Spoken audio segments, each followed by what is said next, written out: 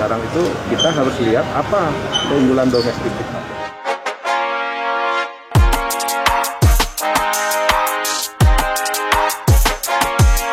Karena di banyak tempat juga kegiatan untuk UMKM banyak hanya untuk charity, NPL, ya kredit macet untuk non-performing itu rendah sekali. Dari 98 juga ketika krisis ekonomi yang pelanggan yang gede. Bank-bank himbara, bank-bank pemerintah itu kan development bank. Mestinya mereka justru mendesain ekonomi ke depan itu mau dibangun seperti apa. Saya sekarang mau menggunakan koperasi sebagai instrumen untuk mengkonsolidasi usaha-usaha mikro sehingga masuk ke dalam skala ekonomi. Orang Indonesia kan senang nonton bola. Mereka tidak tahu bahwa di Barcelona itu fansnya itu koperasi.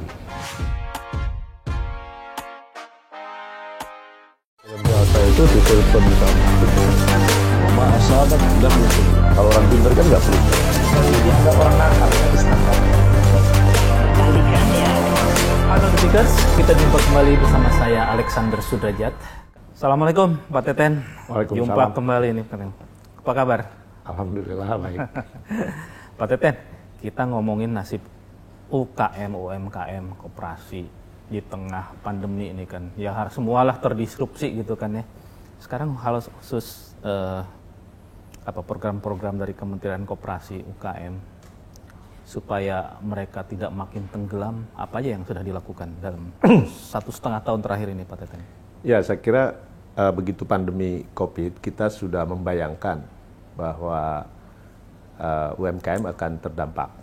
Karena krisis sekarang berbeda dengan krisis 98, karena ini global. Nah, karena itu maka kebijakan pemerintah untuk UMKM di tengah pandemi ini kita antisipasi yaitu dengan program misalnya restrukturisasi. Karena banyak UMKM yang kehilangan pendapatan, omset turun, ya dengan sendirinya pasti mereka ada masalah dengan, bahkan mungkin sampai kolab beneran ya. Ya, ada yang sama sekali mati, begitu. Ada yang bisa bertahan, ada yang bisa tumbuh. Nah, yang bisa bertahan tapi punya masalah dengan pembiayaan. Nah, omset turun, mereka punya masalah dengan kredit. Nah, ini kita masukkan dengan program restrukturisasi pinjaman, subsidi bunga, subsidi pajak, ya. Nah, kalau yang sama sekali tidak bisa berusaha, ya kita dorong bansos, termasuk bantuan usaha produktif, ya, hibah. Nah, yang bisa tumbuh, yang sudah terhubung ke ekosistem digital, ya saya kira datanya justru malah 26-27%. Trennya naik. Jadi ada semacam blessing in disguise di situ ya, untuk masuk. Bahkan pertambahan UMKM yang terhubung ke ekosistem digital lebih dari 100%. Sekarang udah 16,4 juta, artinya udah 25% lebih. Sebelumnya kan hanya 8 juta selama 10 tahun.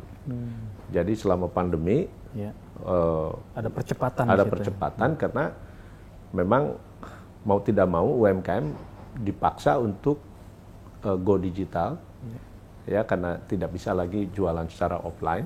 Jadi kalau mau survive harus sana. Yang nggak punya handphone maksa beli handphone berarti di situ ya.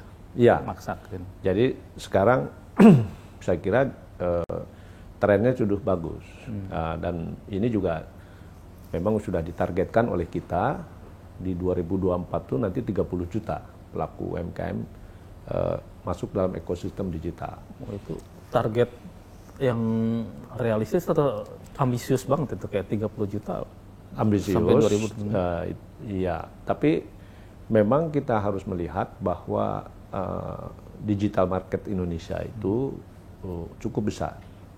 Sehingga kalau UMKM tidak memanfaatkan digital ekonomi ini, menurut saya market digital kita akan diambil oleh produk-produk dari luar lewat e-commerce cross border. Nah, jadi memang kita harus siapkan UMKM kita masuk ke ekosistem digital. Menurut saya bisa. Nah, cuma memang kita harus strateginya yang tepat.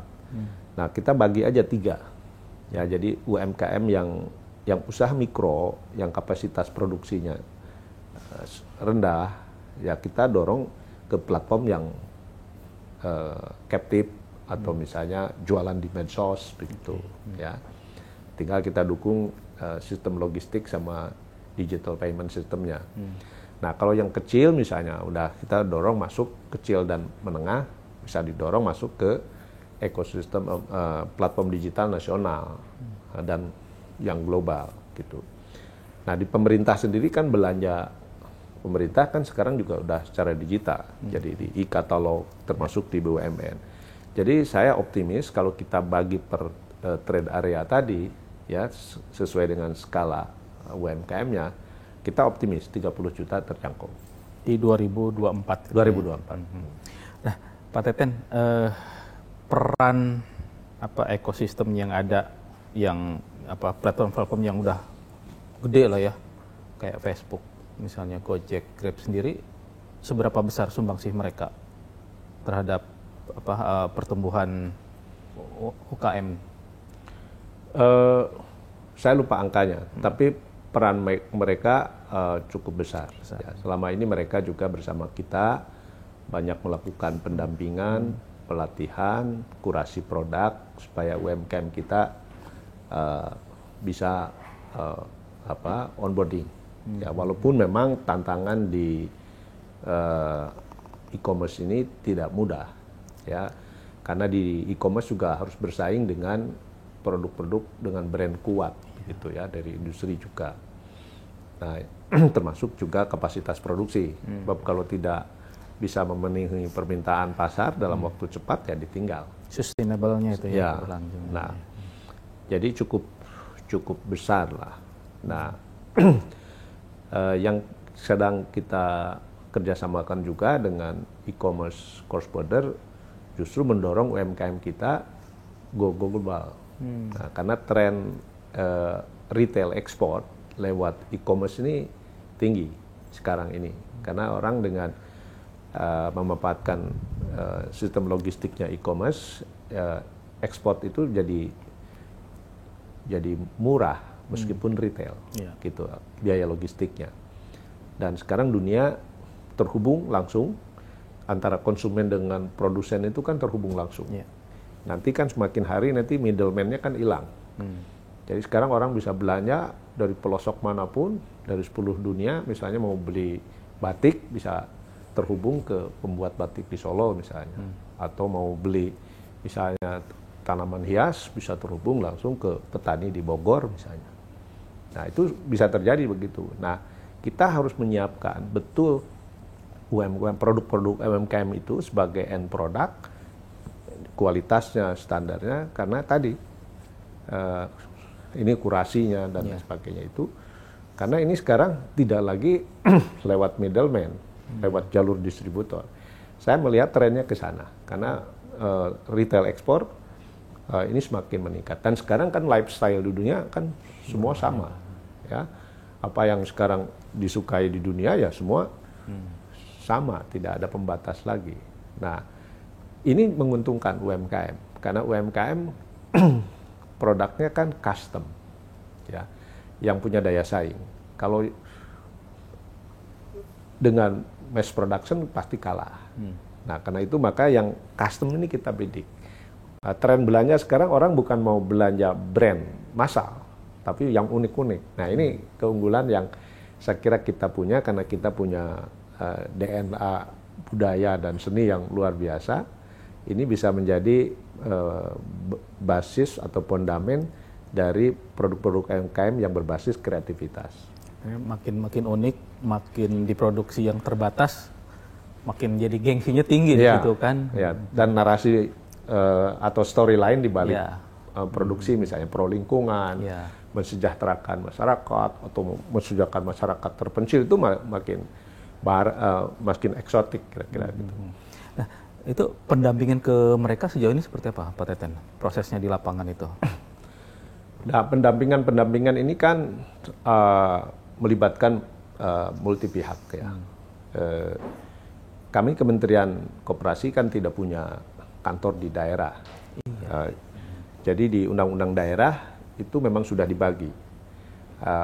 Kabupaten kota itu yang mikro, provinsi yang kecil, lalu nasional yang menengah. Tapi dalam prakteknya kan nggak begitu. Tapi ada juga asosiasi-asosiasi banyak sekali. Ya termasuk juga saya kira kampus misalnya, ya swasta juga banyak program BUMN. Jadi ini memang keroyokan. BI juga punya program yang cukup besar, punya dampingan selain BUMN. Nah, ke depan dan kita sudah mulai pendampingan UMKM itu harus profesional. Jadi kita mengubah dari pendampingan oleh PNS, oleh ASN, oleh birokrasi lah, pendekatan birokrasi ini kita rubah. Nah, kita kan punya PR yang sangat besar. Bagaimana dari 65 juta pelaku UMKM itu mengurangi yang mikronya, ya, karena persaingan di mikro ini kan terlalu udah semakin ketat, didorong naik kelas. Nah, karena itu kami pendekatan inkubasi itu menjadi pilihan yang tepat karena ke depan kita bukan hanya sekedar melahirkan wirausaha baru, tapi bagaimana mereka bisa punya daya saing, dan daya saing ini bukan hanya di market dalam negeri, ya, tapi juga masuk ke pasar global. Di dalam negeri pun kita juga sekarang harus bertarung dengan produk-produk impor. Kita kan udah terbuka pasar kita dengan perjanjian MEA dan lain sebagainya. Nah, ini yang kita mau ubah, ya. Jadi saya selalu mengatakan kepada kepala-kepala daerah, jangan lagi terus kita perbanyak yang mikro, ya. Meskipun sekarang pembiayaan banyak memang yang untuk mikro, gitu. Tapi kita harus mulai membidik dari yang existing sekarang maupun yang potensial. Kalau itu yang bisa ditumbuh kembangkan, nah itu kita support, gitu, supaya penyerapan tenaga kerjanya makin banyak, lalu yang mikro mengecil. Karena ingat bahwa sekarang penyerapan tenaga kerja 93%, ya, 97% itu UMKM, ya, 97%. Tapi Bank Dunia dan sudah mengingatkan bahwa Indonesia harus meningkatkan kualitas lapangan kerjanya. Nah, karena 99,6% kan mikro. Mikro ini kan ekonomi subsisten, ya, ekonomi yang hanya untuk memenuhi kebutuhan keluarga. Nah, jadi karena itu maka ya kita harus dorong UMKM kita itu masuk dalam industrialisasi. Ya, apakah sebagai rantai pasoknya dari industri besar, begitu ya. Membuat komponen barang setengah jadi untuk industri nasionalnya, atau yang memang membuat yang custom produk itu, ya, yang saya kira dua itulah kita pendekatannya. Karena itu sekarang kita sedang dorong UMKM itu yang berbasis kreativitas produknya, atau yang memang ada inovasi teknologi.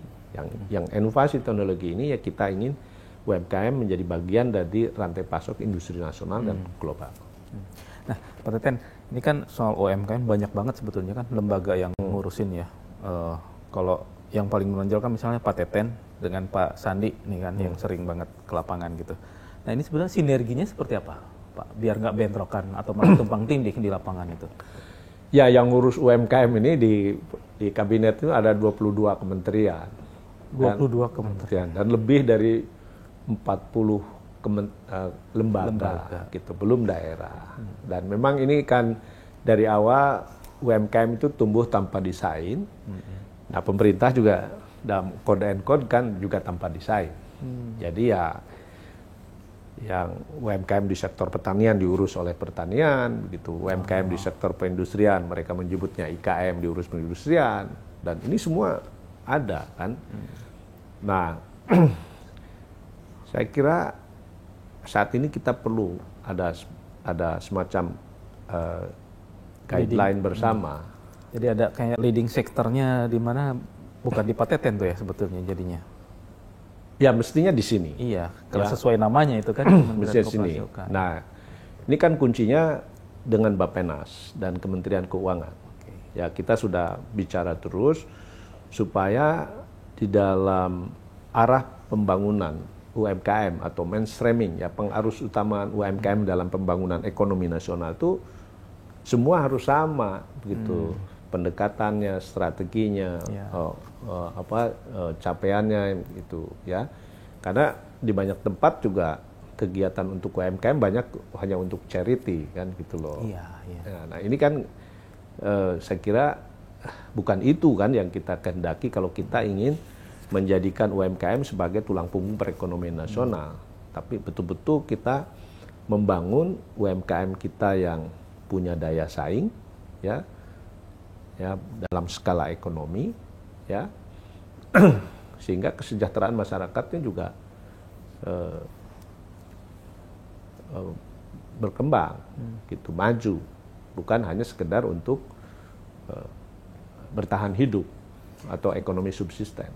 Nah itu yang terkait konsep charity itu ya, yang mungkin image-nya juga masih kuat, sehingga mungkin ada yang masih menilai, aduh, selama ini bantuan modal dari lembaga pembiayaan dari perbankan itu pertanggungjawabannya seperti apa gitu terhadap UMKM.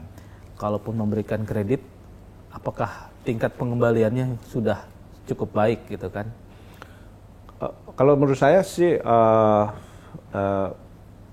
NPL, ya kredit macet untuk non-performing loans itu rendah sekali. Misalnya di PNM itu 0,1%.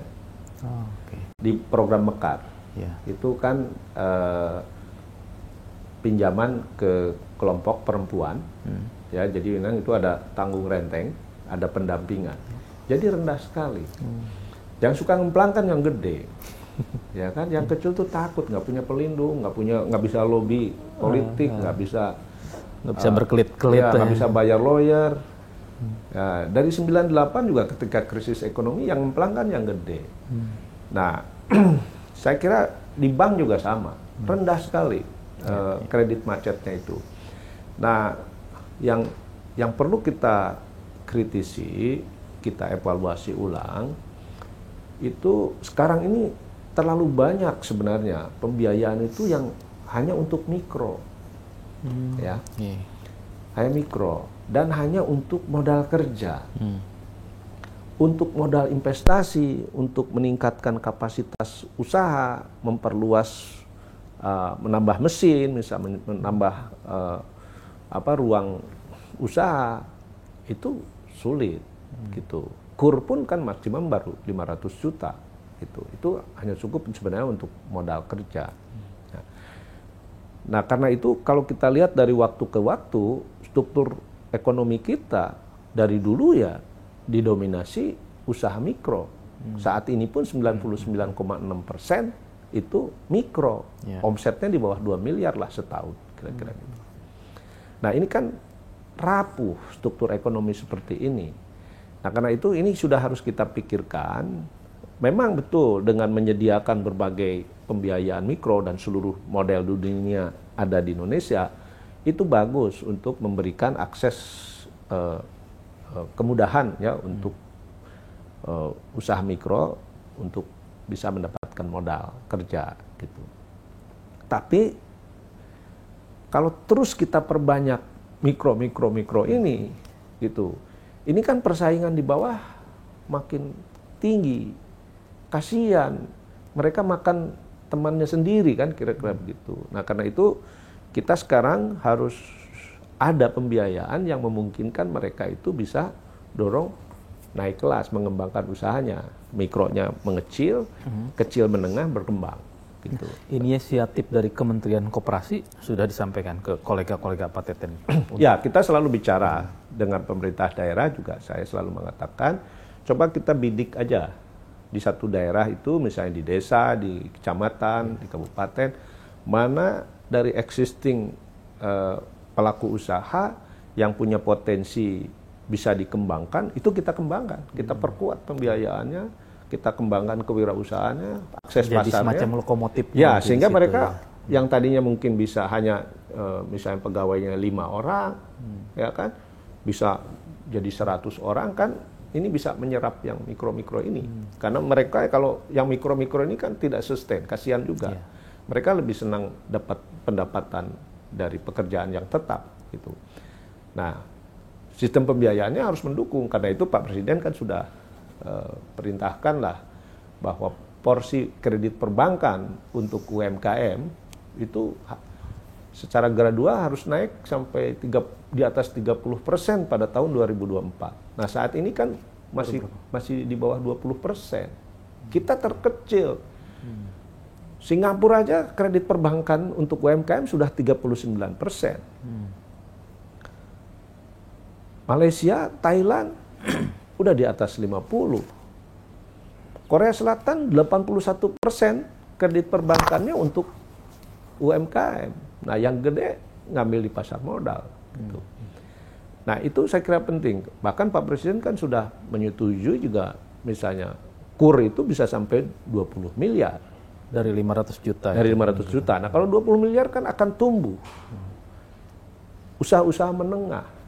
Nah, tapi selama ini itu memang kebijakan dari lembaga keuangannya yang memang tidak mau meningkatkan kapasitas pinjaman, atau memang dari kalangan UKM-nya sendiri yang belum siap, atau tidak didesain didorong untuk siap. Nah, untuk ya. akar. Jadi kan semua sekarang kebijakan dibuat berdasarkan yang existing, gitu. Nah, sementara UMKM kalau mau bikin usaha kan tanpa desain juga. Kalau nggak diterima bekerja di sektor formal, jadi ASN ya buka warung. Nah, ketika bikin warung kan tanpa ada analisis market, analisis potensi, niru-niru tetangga. Nah, tanpa desain kan? Jualan yang sama. Ya. Pasarnya padahal Bikin warung, sempit. bikin tukang bakso, ini kan Ya. gitu. Kira-kira seperti itu. Ya, ya. Nah, ini yang semua sistem pembiayaan, pendampingan itu hanya diarahkan untuk yang existing. Nah, kalau menurut saya, kita hanya akan memelihara struktur yang seperti sekarang. Kalau kita yang existing. Karena itu sebenarnya perlu ada keberanian untuk kita, ya termasuk kebijakan di pembiayaan, di perbankan, untuk berani mendorong UMKM naik kelas, gitu. Nah, ya banyak pengamat perbankan juga begitu ketika Presiden merintahkan supaya kredit perbankan 30% untuk UMKM, mereka bilang, wah jangan dipaksakan, kan bank tetap harus prudent gitu. Nah, tapi menurut saya kan bank-bank himbara, bank-bank pemerintah itu kan development bank. Mestinya mereka justru mendesain ekonomi ke depan itu mau dibangun seperti apa, dan pembiayaan mendukung. Nah, menurut saya bisa, banyak potensi yang bisa kita besarkan. Ya, misalnya di sektor pertanian, kita kan nggak mungkin membangun corporate farming di dalam sistem pertanian yang kepemilikan lahannya sempit, di bawah 0,5 hektar perorangan. Nah, sehingga bank sekarang nggak mau masuk tuh membiayai di sektor itu, kecil sekali, di bawah 20%. Di sektor pangan misalnya, pertanian, peternakan, atau di nelayan begitu. Karena tidak ada kepastian harga, kepastian pasar. Ya. Tapi kalau ini dikonsolidasi misalnya, ya, yang kecil-kecil ini dikonsolidasi, petani-petani kecil, peternak-peternak kecil, nelayan kecil dikonsolidasi dalam koperasi, dalam skala ekonomi, saya kira bisa mereka menyerap dana perbankan yang lebih besar dari sekarang. Malah menurut saya kurang. Coba lihat misalnya, kenapa di Singapura itu 39%-nya untuk UMKM. Ya, pasti kan memang UMKM-nya didorong untuk besar. Di Malaysia, di Thailand, di Korea Selatan. Kenapa? Nah, karena itu harus by design, bukan hanya yang existing. Nah, Pak, sejauh ini, sejak Pak Teten memimpin lembaga koperasi, sudah ada belum, Pak, semacam pilot project-nya lah ya? Apa, usaha yang kelas-kelas mikro itu yang kemudian naik kelas di sebuah daerah, imbang dengan baik. Ya, saya mulai dengan yang paling sulit lah, ya, yang bank juga nggak mau masuk. Kita misalnya contoh, ini ada koperasi produsen pisang di Lampung, di Tanggamus. Itu kan lahannya milik petani-petani kecil. Luasnya 400 hektar, itu mungkin bisa sampai ya sekitar 600 orang atau sampai 1.000 sekarang yang gabung di situ. Ya kan? Nanam, dan sudah ada off-takernya yang ekspor. Nah itu kan bisa di scaling up seperti itu. Artinya kita bisa membangun corporate farming dengan mengkonsolidasi petani-petani kecil menanam komoditi tertentu, gitu. Bisa. Nah ini kan harusnya petani-petani padi juga nggak boleh dibiarkan. Nah saya sekarang juga mau masuk di Aceh juga, di Bener Meriah juga sama, kita exercise untuk mendorong kebun pisang yang dalam bentuk koperasi, mengkonsolidasi lahan-lahan petani kecil, ya, koperasinya sebagai off-taker, ya, dan saya optimis bank mau masuk, karena kekhawatiran tadi kepastian harga, kepastian market sudah tidak ada lagi, ketakutan NPL-nya kan gitu. Nah, kenapa pisang? Saya ngelihat UMKM juga harus sudah mulai membidik komoditi-komoditi yang mempunyai daya saing. Nah, misalnya buah tropik itu permintaan dalam negeri dan tinggi, dunia juga tinggi gitu loh. Nah, jadi jangan lagi ngurusin yang marginal begitu, yang tidak punya daya saing. Kita harus arahkan ke sana. Kita juga masih banyak misalnya impor kedelai dan lain sebagainya. Ada yang substitusi impor, ada yang untuk ekspor. Kita harus sudah mulai membidik ke sana. Nah, kita juga di Sumedang nih lagi coba exercise memproduksi kacang koro dengan koperasi. Kacang koro itu untuk mensubstitusi kedelai, karena di IPB sudah ada penelitiannya, sangat enak untuk tempe. Kayak apa itu kacang koro? Kacang pedang itu yang itu produktif sekali, kacang lokal. Nah, sekarang tuh bagus itu untuk dibikin untuk tempe. Tapi itu memang cuma ada khas di Sumedang? Enggak, bisa ditanam di seluruh Indonesia. Cuma kita lagi exercise aja dengan skala 100 hektar di beberapa daerah, ada mungkin 5 hektar gitu. Tapi ini satu embrio yang saya kira sangat bisa. Nah, selain itu kan juga misalnya sekarang para pedagang warteg, ya. Nah, pedagang warteg kan sekarang sudah masuk dalam ekosistemnya platform, ya, Wahyu misalnya, yang sudah membantu mereka. Nah, ini kan upaya konsolidasi juga, ya. Ke depan saya kira ini bisa jadi punya potensi untuk ditumbuh kembangkan. Mengakses pembiayaan kan sekarang lebih mudah karena platformnya bisa jadi Apalis, gitu. Nah, kita dorong seperti itu. Jadi saya sekarang mau menggunakan koperasi sebagai instrumen untuk mengkonsolidasi usaha-usaha mikro sehingga masuk ke dalam skala ekonomi. Bisa di sektor pertanian, peternakan, nelayan, bisa juga di para pengrajin, warung, dan lain sebagainya. Ini menarik. Kalau koperasi kan dari zaman Pak Harto sebutnya soko guru perekonomian bangsa.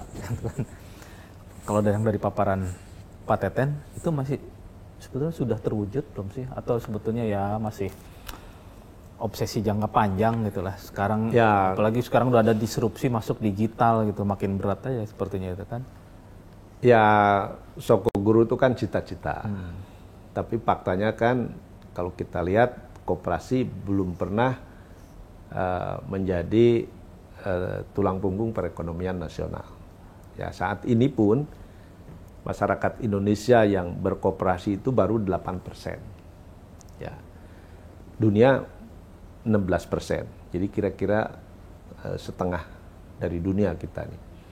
Ada beberapa daerah yang partisipasi berkoperasinya cukup tinggi. Kalbar, Jawa Timur, NTT, dan Bali. Ya.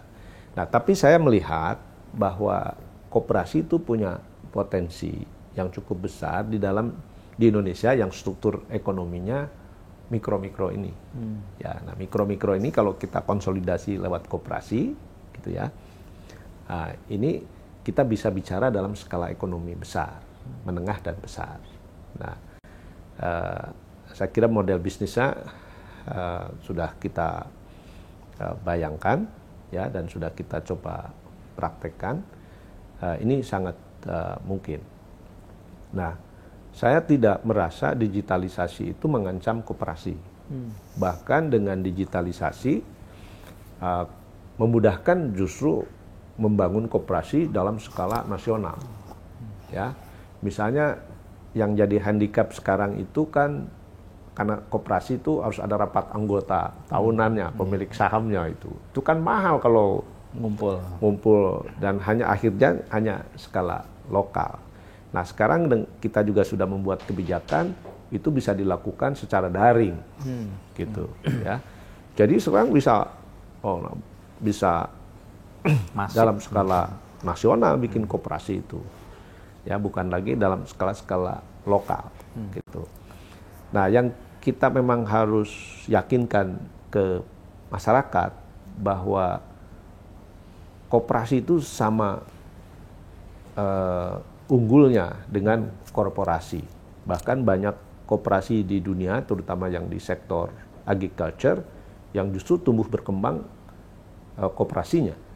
Ya, tentu ini mindset entrepreneurship-nya dari para aktivis penggiat koperasi ini yang harus terus mereka mengembangkan diri, karena koperasi mau tidak mau juga harus bisa dalam tanda petik bersaing dengan korporasi.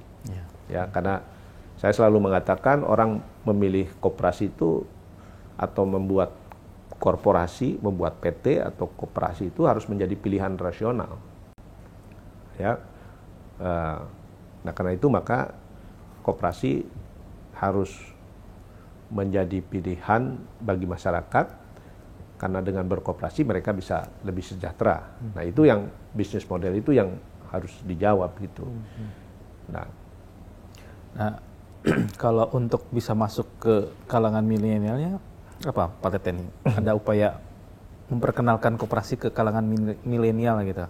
Nah, ini yang memang menurut saya tidak mudah, ya, karena selama ini kan image koperasi itu kalau enggak ya, misalnya koperasi itu biasanya kalau untuk ngutang gitu kan, gitu.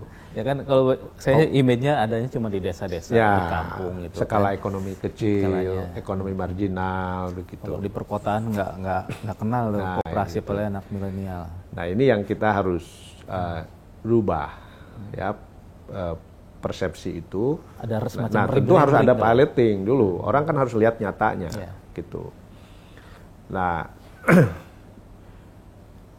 mulailah misalnya kita nih udah mulai ngobrol misalnya orang Indonesia kan seneng nonton bola.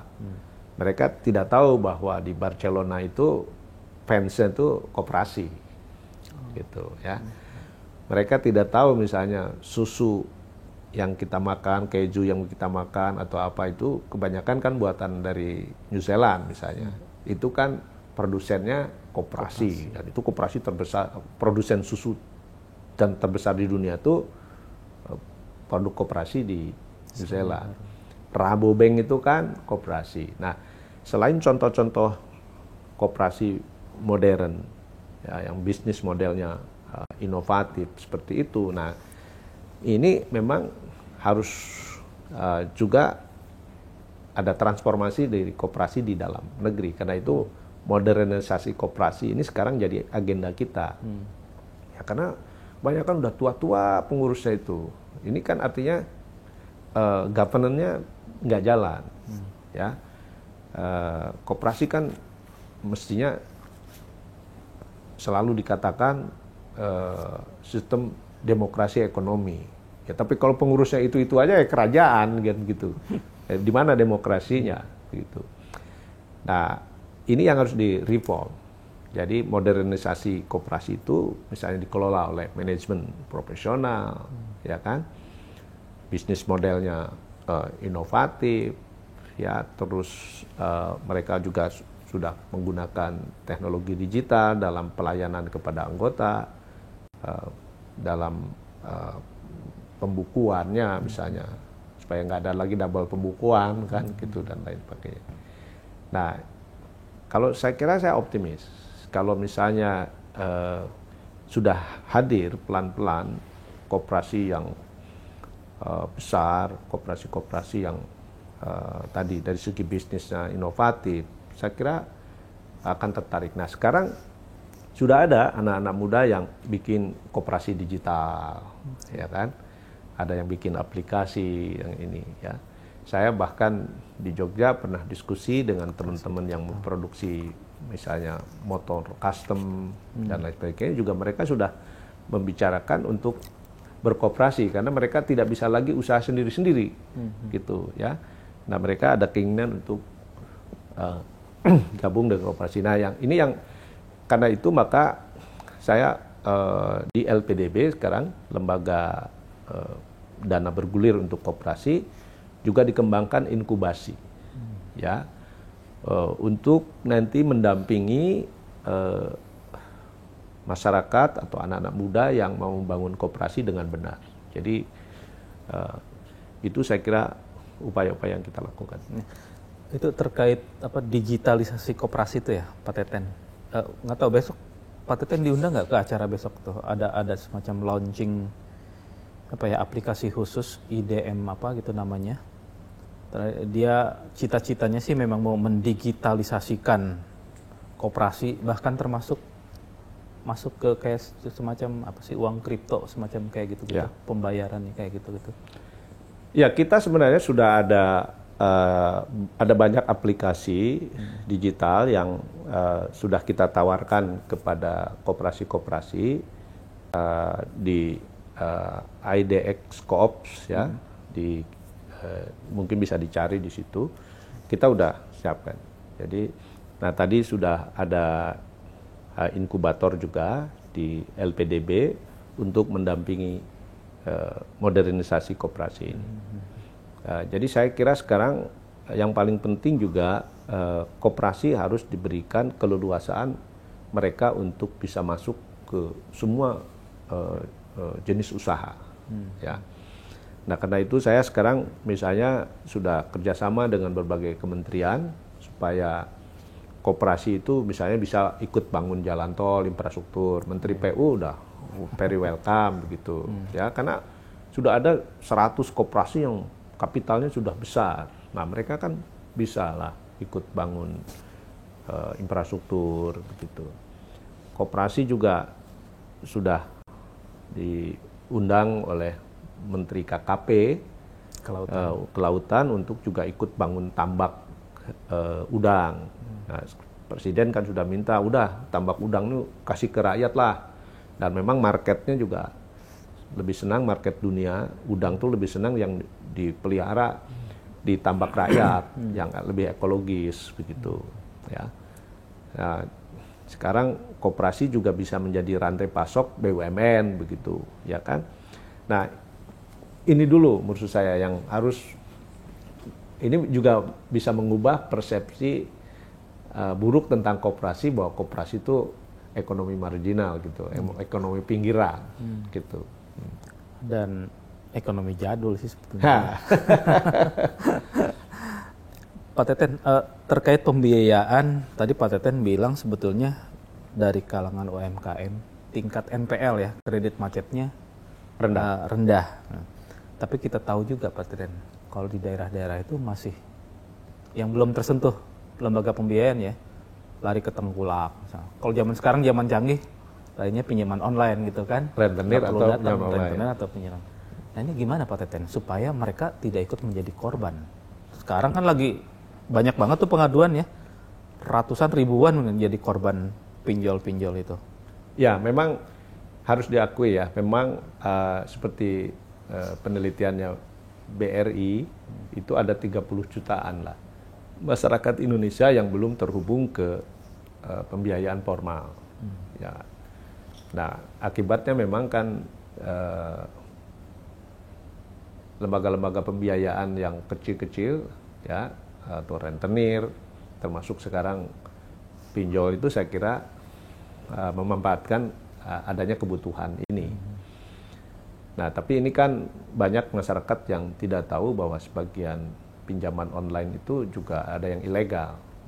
Nah, kita baru saja saya kira menyepakati kerjasama dengan BI, dengan OJK, dengan Polri, ya, dengan Kumham juga untuk mulai menertibkan lah pinjol-pinjol ini. Saya kira sudah ada mulai yang diperiksa.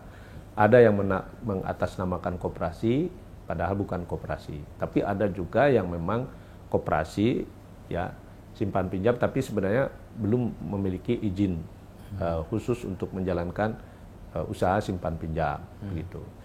Ya, kantornya juga nggak ada, dan ini saya kira dalam waktu dekat lah kita mulai lakukan tindakan. Tapi kami menyadari dalam 2 tahun terakhir ini banyak sekali pendirian koperasi yang ada kaitan dengan pinjaman online ini. Nah, ini kita akan rapikan. Karena memang yang paling hidup, kita sukanya koperasi simpan pinjam aja gitu. Ya, memang kan di masyarakat bawah ini kan yang diperlukan kan sebenarnya kemudahan. Kadang-kadang mereka kalau bunganya tinggi nggak jadi masalah. Nah, ini tantangan besar bagi kita. Karena itu maka misalnya saya dengan koperasi simpan pinjam, baik yang syariah juga maupun yang konvensional, kita sekarang ingin coba ngelawan para rentenir ini. Ya, artinya apa? Berilah kemudahan mereka akses untuk mereka minjam. Nah, mereka kan kalau ke bank misalnya yang tingkat bawah itu masih takut. Tapi kalau ke koperasi mereka karena ada di sekitar mereka, PD begitu, itu ya, lebih confident. Nah, ini kan kita bagaimana menyalurkan pembiayaan murah pemerintah lewat koperasi-koperasi simpan pinjam. Dan sekarang sudah hampir meluas. Jadi ini saya kira yang harus kita efektifkan. Bagaimana selain perbankan misalnya dengan kurnya, ada fintech, tapi koperasi simpan pinjam ini memiliki keunggulan. Koperasi saya kira ada pendampingannya. Nah, program di pemerintah ada Mekar yang misalnya ya, pembiayaan itu kan kayak Grameen Bank. Tapi udah lebih besar daripada Grameen Bank karena udah 10 jutaan. Itu antara pinjamannya sekitar 2 juta sampai 25 juta ya. Itu NPL-nya cuma 0,1%. Ya, karena ada pendampingan. Nah, yang seperti ini yang kira kita harus siapkan. Ini terkait pendampingan, khususnya pendampingan soal kualitas produk ya, Pak Teten.